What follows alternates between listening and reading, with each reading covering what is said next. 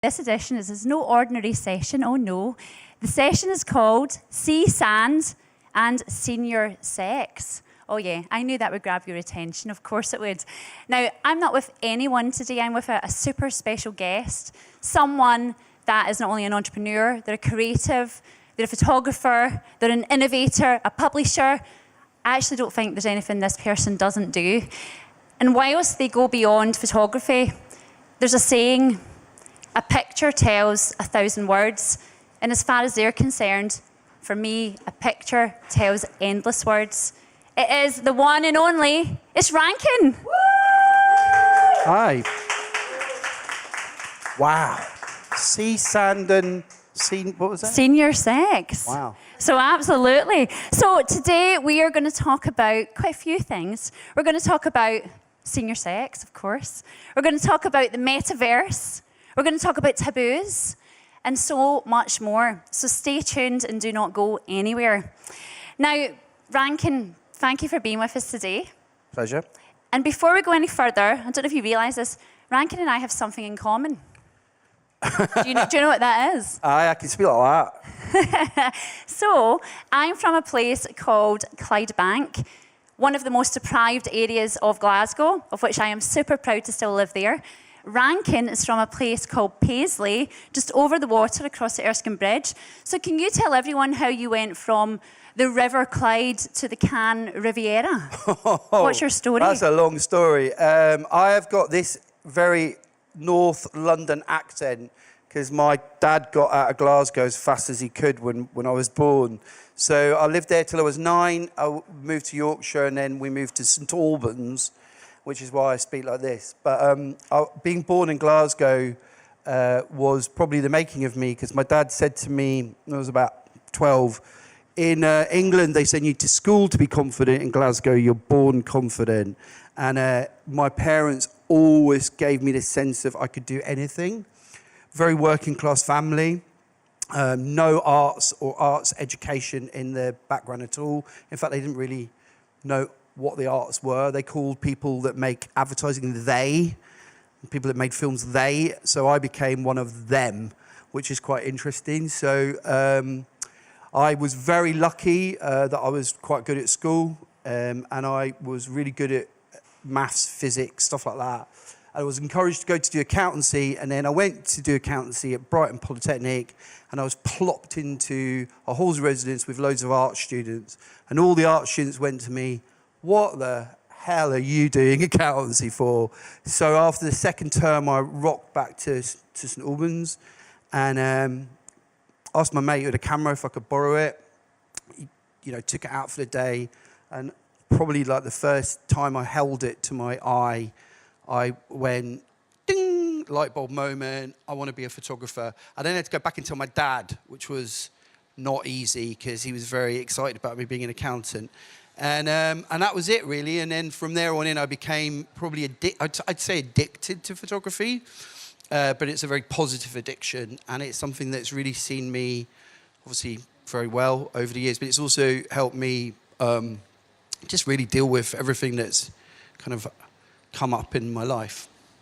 What an amazing story. And I'm glad you've not told too much, because you are going to appear on my video cast tomorrow. We're filming on a yacht, aren't we? All the way from Paisley to a yacht. Check you.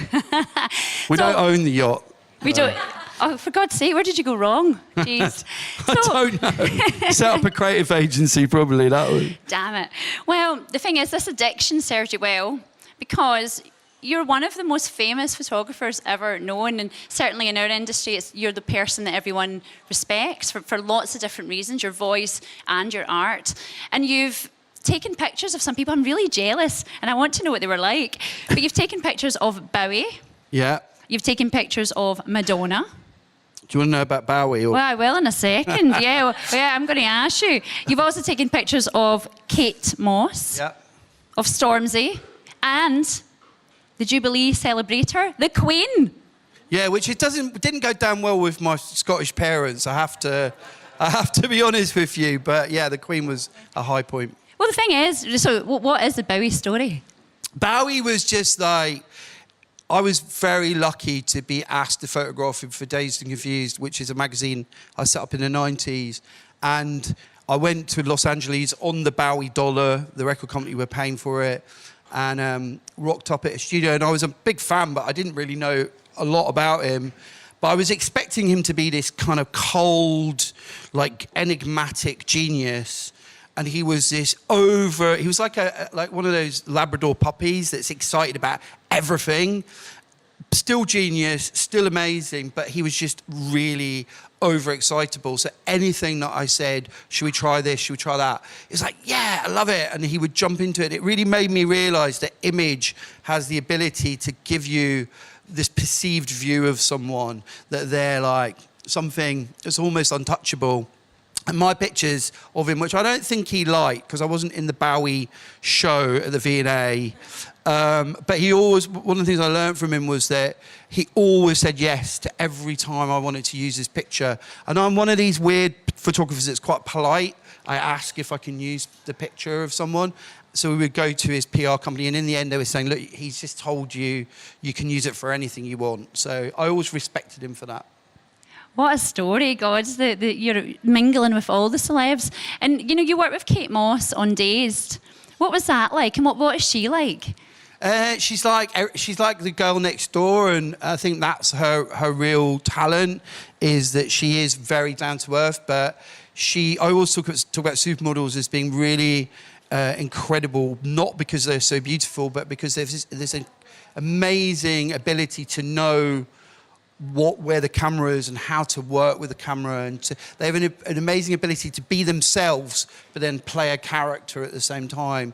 So she was always a lot of fun. She had an amazing laugh, but you know, I don't mingle with these people like people like say, oh, you mingle with famous people. I sort of, because I think of my background, I made a decision very early on not to become friends with famous people, because there's a bit of a separation, and I think it's really important for me anyway to be a little bit more objective about people. If you become friends with them, you can't be objective. You become very subjective. So does that mean you told the Queen you couldn't be friends? I mean, she's probably the only one I would want to be friends with. Say, go for tea. Yeah, no, she's incredible. And the reason that she's incredible is, and being Scottish, I got a bit of criticism about this from my parents, but she didn't have a choice to be the Queen. I know that people say, yeah, but she had this amazing life and etc., etc. But you have to remember her uncle abdicated. So when she became the Queen, she wasn't really supposed to be the Queen. And she had to live a life, and she really made a sacrifice as a human being, and on a human level, that sacrifice is like beyond any sacrifice that any of us have had to ever make. So I really respected her for that, and she had a wicked, wicked sense of humour and took the mickey a lot. And did you tell her what to do? You like stand over there, or are you more consultative, do you think? It was a bit of both, really. I mean, she was pretty easy going about how I photographed her. A lot of people that are in positions of power, like politicians and members of the royal family, they're not particularly interested in collaborating with you. They're because they're public servants, essentially. They're very much kind of at your behest. But what I did really love about her was she had this feeling about her, which was very much empowerment and really exciting. But she also had this twinkle in her eye. And when I photographed her, I really wanted to capture that. And a lot of photographers that have photographed her say, I wanted to get her smiling, but I really got her smiling. And the way I did it was that a piece of my camera fell off called the sync lead, and my assistant was trying to get it on. He was shaking and she was laughing. And when I saw that, I was like, right, that's what I'm going to get. And I just, once the sync lead went in, she stopped smiling. And I went, ma'am, can you smile, please, ma'am? Can you smile, please, ma'am? Can you smile, please, ma'am? Ma'am, can you smile, please? And I did it until she smiled. And I got 3 shots, a half smile, a big smile, and a half smile. Oh, you made me smile. What a great story. Now, the thing is, you've obviously worked in lots of campaigns, so it's not just the celeb, but I thought I had to go there because it'd be a miss not to do that. But you obviously worked in the Relate campaign, yeah, which is where we talk about senior sex. I promised you it was coming up, and we are here now. But, you know, in a subject like that, like quite a taboo subject, how do you think you got the authenticity and the kind of the warm nature and the storytelling through in your work? I've been doing it a while, so that helps, you know, to be able to get, you know, to direct people and get them to give you something. But with that campaign specifically, when I was approached about it, they asked me, it was Ogilvy, and they were kind of replicating something I'd done previously to that they sold into Relate. But they came at it with a different kind of line. I always say, like, if you've got a great headline, you've got a great campaign. I don't mean the headline in the campaign, I mean what the press or the media will write about. Because if an editor likes it, the audience will like it, and the audience are who I'm always interested in. And they said, apparently, this is because I don't know if it's true, but they said that having sex in later life means you live longer. And I was like, that's a great statistic. So basically, we're encouraging people to shag so that they can live longer. And once I got that in my head, I was like, okay, so... And what's really good about the pictures, I think, and the campaign is it's not just about the sex, it's about intimacy and connection. And the reason that they are like that is because they're all couples. So we cast, and I think casting's so important, real couples with real stories. Do you know, it's lovely. I remember because it's my life. I thought you were going to say I remember having sex. You remember? I did, maybe one day when I had my child, but it was only one time. But I remember, so when I was younger, my mum and dad had me when they were much older. Oh, yeah. And when I used to go to school... We've all been there, right? When I used to go Walked to school... into the bedroom or... No, that didn't happen because I wasn't born. And I went to school and people used to say, oh God, how come you've got, your mum and dad's got so many kids? Like, are you Catholic? And I went, no, they just like sex. And they were like, what? And it was at a time you could never say that. Anyway, moving on before I get into trouble and we edit this. It's live. It's already, live. It's gone out now. So, I was just wondering what your parents are they watching? Yeah. So we're going to change the tempo now. We're going to change the tempo. So also the fun campaigns. You worked in a really serious one called Lost for Words. Yeah. And it was all around how you deal with bereavement, talking about death. And where I want to go with this, you worked with an amazing lady, Doreen Lawrence. And for anyone watching across the world, in the States or Asia or wherever you are, this lady had to go through a traumatic episode where her son was brutally murdered in a racist attack. And for a long time, she fought for justice. There was corruption and there was racism in the police and through the authorities. And this lady is now a baroness. And this picture, I find it really emotional. But can you talk me through the campaign and how you dealt with that? It's really interesting because I think Stephen Lawrence and the whole situation with him was something that was in our consciousness, but actually getting to meet Stuart and his mum was incredible. It was almost kind of skewed the campaign a little bit because really the campaign was about loss of my parents and how I dealt with it. And I came up with this idea to do some work with Royal London, which was around the fact that they wanted to do something on death poverty, funeral poverty, and saving for funerals, and the fact that, you know, out of the population of the UK, I think 3 million people will not be able to afford their funerals, which again is a really interesting statistic. And I started researching, although I'd done a lot of work around it, and what I realised was there was no books on dying. There's thousands of books on having babies, right? Thousands of them. But death is this taboo subject. And I was at a point where I'd done so many little things around it that this idea of just talking to people became very natural to me. And it's probably the book that I love the most, that I've created something like 60 books, but there's no pictures in this book. It's just interviews and it's just people talking about it.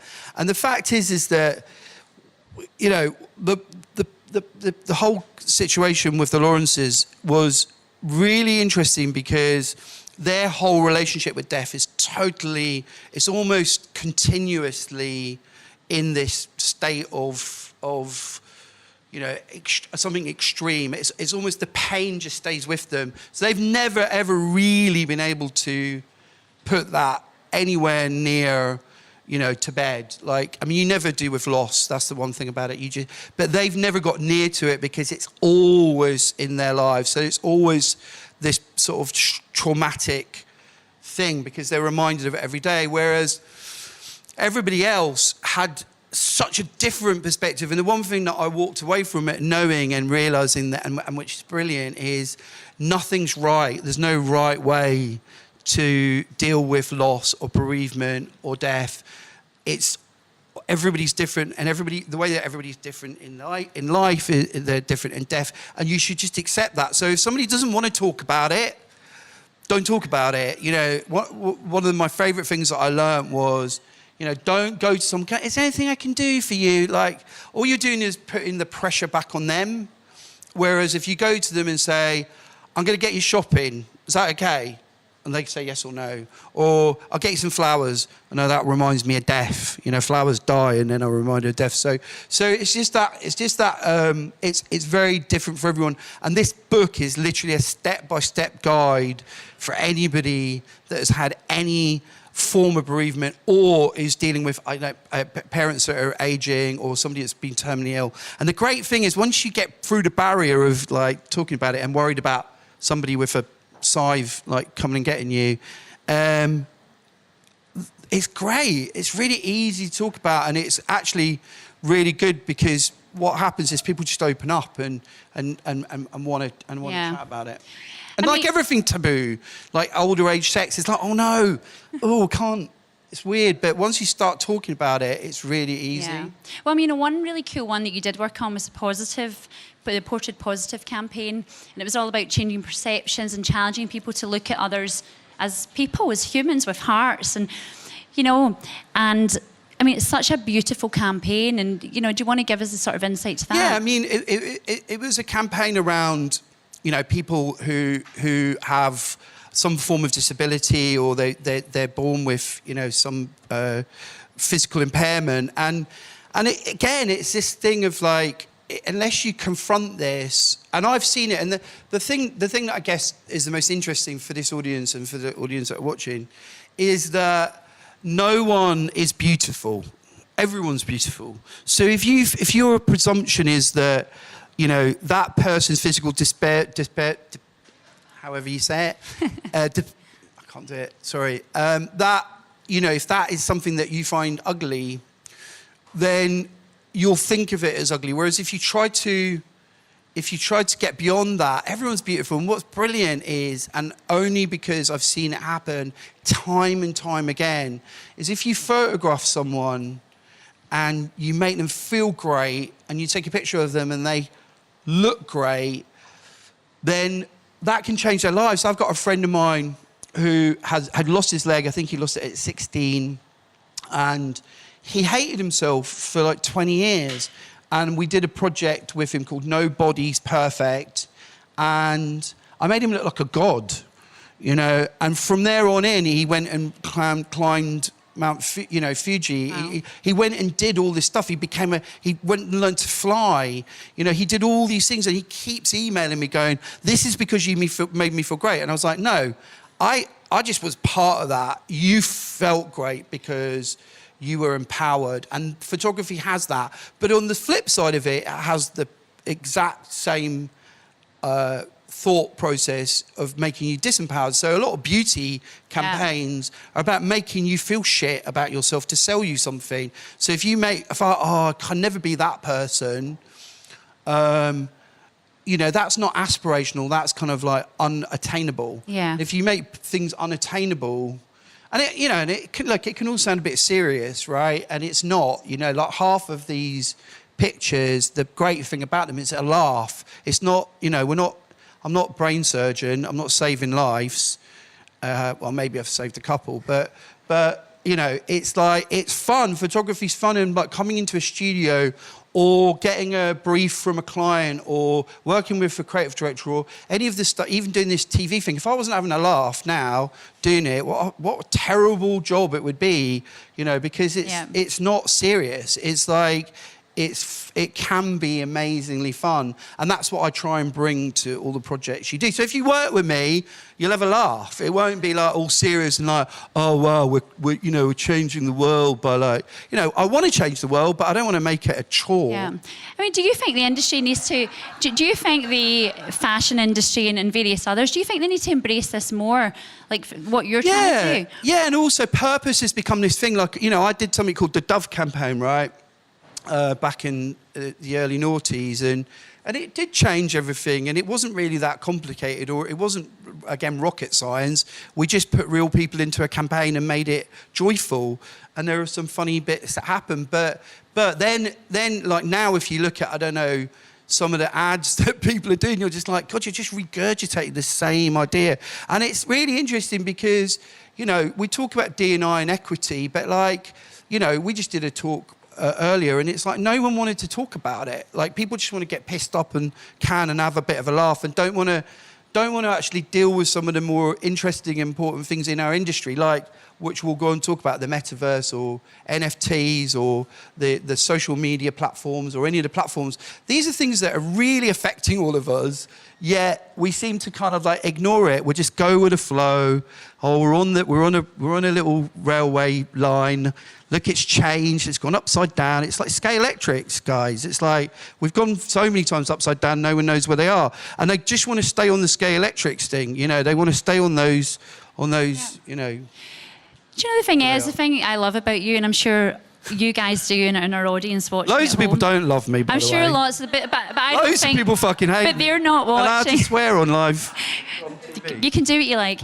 Now, the thing I want to ask you is, you're quite controversial in your ways, and I just wonder what drives that. Is it how you were brought up in Paisley, or? It's Scottish. It's being Scottish. It's being a contrarian. There's this thing in Scotland called thrawn, which means you have a healthy disrespect for anybody in authority, and I think it's a Scottish thing, and my parents encouraged it in me. There's a great moment when my dad came to a parent-teachers evening. He came to an English teacher. I just started at school, and the woman said, name, Waddle, Rankin.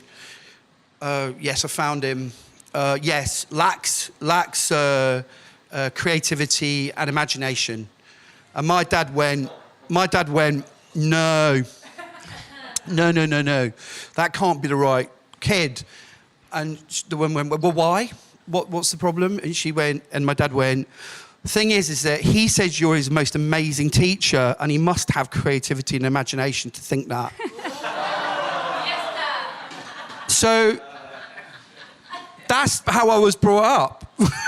So, this confidence, you've got to be your biggest critic in this world, but also you've got to try and push yourself and never accept, what is acceptable. I hate social norms. I think there's a lot of stupidity around it and sheep-like mentality. So, and I just got a really good upbringing where I was encouraged to question. Yeah. Like, I'd go, why? Why is the sky blue? And my dad would try and explain it. Jeez, you give your I can't parents... explain it, by the way. Okay, so you give your parents hell. Now, the thing is, obviously, we're here in Cannes. It's creativity. So what's inspired you this week? I've only just got here, but what's inspiring me at the moment in my life is volumetric capture. And volumetric capture is essentially the capture of an image in 3D. So you go into a volumetric studio and you capture someone on 170 to 240 cameras. And it's a photograph, And what's great is that a lot of people are going digital. Let's go digital. Let's create an NFT. And I'm going, no, I want to create a bronze statue, life size of that image, because who'd have thought that when I started to do photography when I was 20 years old, I'd have been able to make sculptures. So I've just made my first sculpture, and I think it's like so exciting to be able to be this person that can actually make something that will probably hopefully be around for hundreds, if not 1,000 years. And I can't say that about my advertising work, and I think most of us can't, or photography work, and definitely not NFTs. So talking about photography, do you think that will be a dying trade, or do you think we're going to get the Rankin reality bots?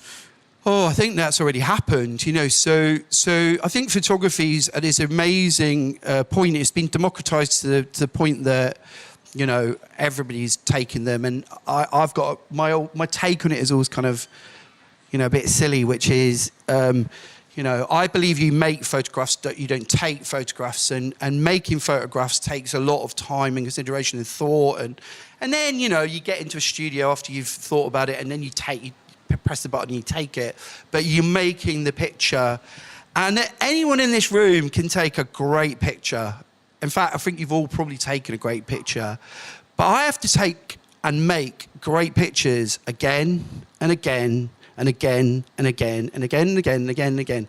And every time I do one, if it's shit, I'm the one that pays for it. Like, it can never be shit because I won't get another job. So, you know, everyone can take a great picture. I can make great pictures again and again. What's the pressure like? Like, can you imagine? Like, I love it. Yeah. I love the pressure. And do you always respond? Do you ever fail? I mean, you can't fail because if you fail, you don't get any more work. But I love the pressure because I think it's all in our heads. You know, a lot of the pressure. Like, how hard is it? You know, really, you get great people in a room or in a location with an idea, and they've got all the stuff that goes with it, and then you know, put your camera together and you press the button. How hard is it? Like, it's not brain surgery. Like, this is more complicated, filming me live, than it is for me to be in a studio or even actually to direct a commercial. It's and it's fun. It's fun. It's like, you know, when you make a commercial with 150 crew members,